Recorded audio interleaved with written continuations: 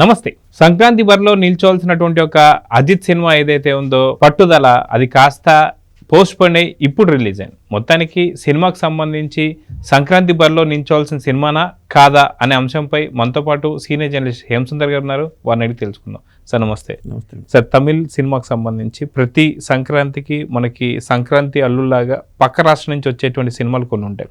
గతంలో కూడా మనం చూసాం, వారసుడు సినిమా సంథింగ్, అట్లానే తలపతి విజయ్కి సంబంధించి కూడా రావడం, అవి కూడా చూసాం. అలానే ఈసారి సంక్రాంతి బరిలో నించున్నటువంటి ఒక ఏదైతే సినిమా ఉంటుందో పట్టుదల అనేది కాస్త పోస్ట్ పోన్ ఇప్పుడు రిలీజ్ అయితే అయింది. సో మొత్తానికి ఇప్పుడు రిలీజ్ అవ్వడం కరెక్ట్ టైం అనుకోవచ్చా, లేదా సంక్రాంతి బరిలో నించుంటేనే మంచి సక్సెస్ కొట్టుందా అంటే ఏం చెప్తారు? అంటే అజిత్ సినిమాలు అంటేనే ఒక క్రేజీ ఉంటాయి సాధారణంగా. మనకు తెలుగు వాళ్ళకి అంత ఇప్పుడు లేదు, కానీ ఒకప్పుడైతే అజిత్ సినిమాలు కూడా ఆదరించారు. ఆ సక్సెస్ కోసం ఆరాటపడుతున్నాడు ఆయన. సంక్రాంతికి వచ్చి ఉంటే దాంట్లో ఇరుక్కుపోయి ఉండేదేమో. సోలోగా రిలీజ్ అవ్వడం కూడా ఒక మంచిది అనిపించింది నాకు. అయితే తెలుగులో అంత రెస్పాన్స్ అయితే లేదు.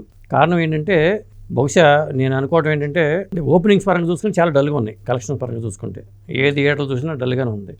మరి లీక్ అయిందో, మరి కథాపరంగా రాత్రి షోలు పడిందో లీక్ అయిందో తెలియదు, కానీ చాలా వీక్గా కలెక్షన్స్ ఉన్నాయి. ప్రెస్ షోకి వెళ్ళాను కాబట్టి నేను మా జనరల్కి అయితే నేను టికెట్ కొనుక్కొని చూస్తాను. నాకు అంత పట్టుదల లేక ఈసారి పట్టుదలగా వెళ్ళారు ఈ సినిమాకి, ప్రెస్ షోకి వెళ్ళారు. ఎందుకని పట్టుదల అనే సినిమాని మీరు పట్టుదల అనే దాన్ని ఎందుకని వ్యవహరిస్తున్నారంటే ఏం చెప్తారు? అంటే తల పట్టుకోవాలని చెప్పట్లేదు, నేను పట్టుదల అని చెప్పాను. మీకు అలా తల అని అనిపించింది కాబట్టి. ఇదేంటంటే ఇక్కడ ఒక కంట్రీ అండి, దాని ఊరి పేరు కూడా నాకు నోరు తిరగట్లేదు కాబట్టి నేను చూడాల్సి వస్తుంది. అజర్బైజాన్లో జరిగే కథ. త్రిష వీళ్ళ స్టోరీనే చాలాసేపు సాగదీశాడు. లవ్ స్టోరీ, అజిత్కి త్రిషకి జరిగిన లవ్ స్టోరీలో ఫ్లాష్ బ్యాక్స్ అన్ని వేశారని. స్టార్టింగ్లో వీళ్ళని చూపిస్తాడు, వీళ్ళు 12 ఏళ్ళ తర్వాత విడిపోదాం అనుకుంటారు. అసలు ఎలా మొదలైందనే దాని మీద మళ్ళీ కొంతసేపు అది కొంత ల్యాగ్ అనిపించింది. ఆ లవ్ స్టోరీ దగ్గరే కొంత ల్యాగ్ వచ్చింది. అసలు సినిమా ఎప్పుడు గాడిన పడదా అని మనకి ఎదురు చూడాల్సిన పరిస్థితి వచ్చింది.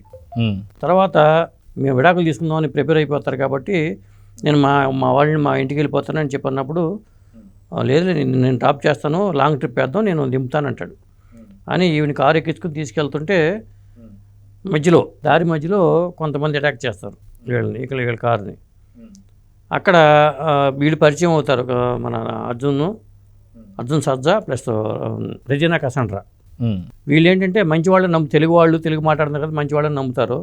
సరే, మధ్యలో కారు ట్రబుల్ ఇచ్చినప్పుడు తనని పలానా చోట వదలమని చెప్తాడు. మధ్యలో జబ్బార్ దగ్గర ఫోన్ పనిచేయదు, ఏం పనిచేయదు, మెకానికల్ అందుబాటులో ఉంటుంది, ఎడారి ప్రాంతంలాగా ఉంటుంది. అలా ఉన్నప్పుడు ఆ కారు ఎక్కించినప్పుడు వాళ్ళ ట్రక్ ఎక్కిస్తాడు. ఎక్కించిన తర్వాత వాళ్ళు ఆ ట్రక్ మాయమైపోద్ది. ఈ కారు చూసి చెక్ చేసుకుంటే కారు ఎవరు వైర్ పీకేసి ఉంటుంది. ఆ వైర్ పెట్టా చేసుకుని అన్వేషిస్తాడు భార్యను పట్టుకోవడం. అంటే కిడ్నాప్ అయిన భార్యను పట్టుకునే పాత్ర కేవలం అజిత్ది. ఆ భార్యని పట్టుకోవడంలో అతనికి ఎదురైన ఇబ్బందులు ఏంటి అనేదే చూపించుకుని వచ్చాడు. ఇక్కడ మనకి ఏమవుతుందంటే, హీరోయిజం ఆశిస్తాం మనం. అజిత్ సినిమానగానే హీరోయిజం ఉండాలి, డిష్మని కొట్టాలి అనుకుంటాం.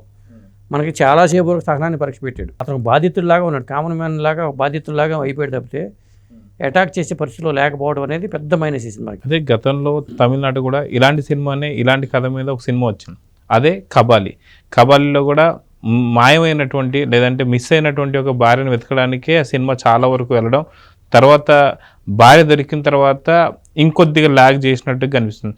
సో సినిమా రిలీజ్ అయ్యే ముందు చెక్ చేసుకోలేదా అంటే ఏమని చెప్తారు? అసలు ఇది ఎప్పుడు తీశారో అనేది అర్థం కావట్లా.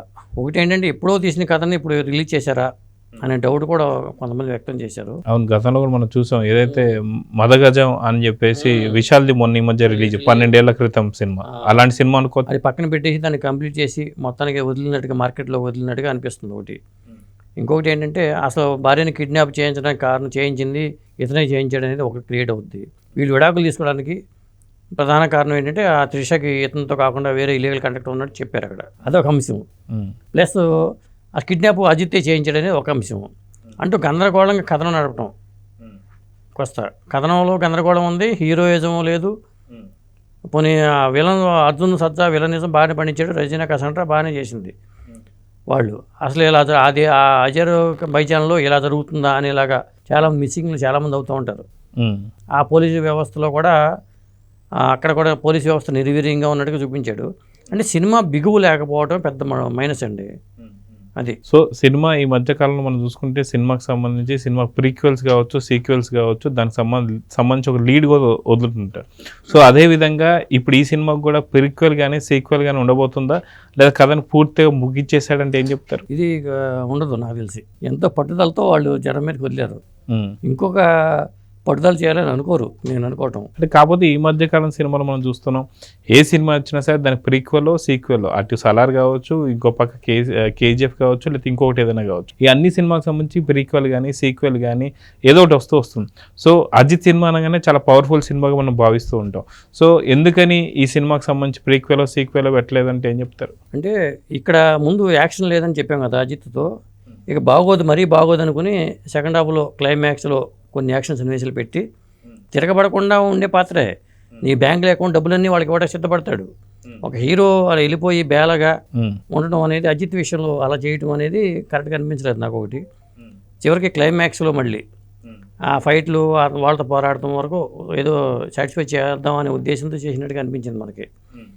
కాబట్టి ఈ సినిమాని ఎక్కడితో వదిలేద్దాం అనే ఉద్దేశంతోనే వాళ్ళు ప్రిపేర్ అయ్యే దిగారు. అయితే 2025 సంక్రాంతి బరిలో ఏదైతే తెలుగు సినిమాలు 3 నించోగా గేమ్ చేంజర్ మాత్రం నిరాశపరిచింది. డాకు మహారాజ్ మంచి హిట్ అదే చెప్పుకోవచ్చు, సంక్రాంతికి వస్తున్న super duper hit, triple block buster అని చెప్పుకోవచ్చు. నిజంగా ఆ బరిలో ఒకవేళ నించొని ఉంటే ఎలాంటి ఫలితాలు ఉండేయని చెప్పేసి అనుకోవచ్చు. అప్పుడైతే ఇంకా ఇలాంటి ఫలితం కూడా ఉండదేమో అనిపిస్తుంది నాకు. ఇప్పుడు వచ్చిన ఫలితం అలాంటిది కూడా ఉండకపోవచ్చు. ఇంకొకటి ఏంటి, అనిరుద్ధ సంగీతం అనేది ఒక ప్లస్ అవ్వాలి. సంగీతం బాగున్నా కానీ, బీజిఎం బాగున్నా కానీ, కథ కథనంలో బిగువు లేకపోవడం, దర్శకుడు తడబట్టడం, ఇవన్నీ జరిగినాయి. ఎక్కడన్నా హైలైట్ సన్నివేశం ఉందంటే సాధారణంగా ఒక కారులో జరిగే ఫైట్ ఒకటి ఉంటుంది. అజిత్ వాళ్ళని డకాయిట్స్ని అటాక్ చేసే సన్నివేశం ఉంటుంది. ఆ సన్నివేశాన్ని కారులో ఆ పైన ఒక కెమెరా పెట్టి చిత్రీకరించడం అనేది కొత్తగా అనిపించింది. సాధారణంగా కారు లోపల ఫైట్ని చిత్రీకరించిన సినిమాలు ఏమీ లేవు. అది ఒక కెమెరా పైన పనితనం లాగా అనిపించింది. అది ఒక హైలైట్ సన్నివేశం అని చెప్పుకోవచ్చు. సో మొత్తానికి ఈ సినిమా గురించి చెప్పాలంటే ఏం చెప్తారు? అది పట్టుదలగా చూడాలి. సో ఈ సినిమాకి మీరు ఇచ్చే రేటింగ్ ఏంటి? అది 5కి నేనైతే 2 ఇస్తానండి రేటింగ్. సో మొత్తానికి అజిత్ ఎలాంటి సినిమాలు ఎంచుకోవాలి భవిష్యత్తులో అంటే ఏం చెప్తారు? అంటే అసలు ఎందుకు ఈ సినిమా ఎంచుకున్నాడో అర్థం కాలేదు. ఒకటి లైకా వాళ్ళు, పైగా ఆ లైకా వాళ్ళకి ఈ మధ్యకాలం సక్సెస్లు అనేవి చాలా దరిచాట్ల. మరి వాళ్ళు ఈ సినిమాని మళ్ళీ ఇంకో రిస్క్ చేశారు వాళ్ళు. అజిత్ ఎంపిక చేసి, అంటే నేను అనుకోవడం అజిత్కి ట్రావెలింగ్ అంటే ఇష్టం బాగా. బహుశా అదే కాన్సెప్ట్లోనే ఈ కథాంశం కూడా వెళ్తుంది. మొత్తం చివరి వరకు ట్రావెల్లోనే జరిగేది ఇది కథే. కారులో బయలుదేరుతారు 3 పెళ్ళం, చివరి వరకు కూడా ఆ ట్రావెలింగ్లోనే జరిగే కథ. మొత్తానికి త్రిష దొరుకుతుందా లేదా అంటే? త్రిష దొరుకుతుంది, కానీ అది ఆ సస్పెన్స్ మనం జనానికి వదిలేద్దాం. దొరుకుతుందా, ఎలా దొరికింది, ఏ రూపంలో ఉంటుంది, ఇవన్నీ ఒక సస్పెన్స్. కథనే మరి సుఖాంతం చేయకపోతే మళ్ళీ ప్రేక్షకుడు అసంతృప్తికి గురవుతాడు. అందుకని చెప్పేసి ఏదో ఒక న్యాయం చేద్దామని చేశాడు, అక్కడ ద్వారా చేశారు. లేకపోతే తల పట్టుకోవాల్సి వచ్చేది. సో చూద్దాం సార్, మొత్తానికి పట్టుదలతో రిలీజ్ చేసిన ఈ సినిమా తల పట్టుకునేలా చేసింది అన్నట్టు కనిపిస్తుంది. సో అజిత్కి ఇది ఒక ఏమంటారు అనమాట, ఒక బ్లాక్ స్పాట్ లాగా చూసుకోవాలి. సో వచ్చే భవిష్యత్తులో మంచి మంచి సినిమాలు తీయాలని అయితే కోరుకుందాం. నమస్తే. నమస్తే అండి.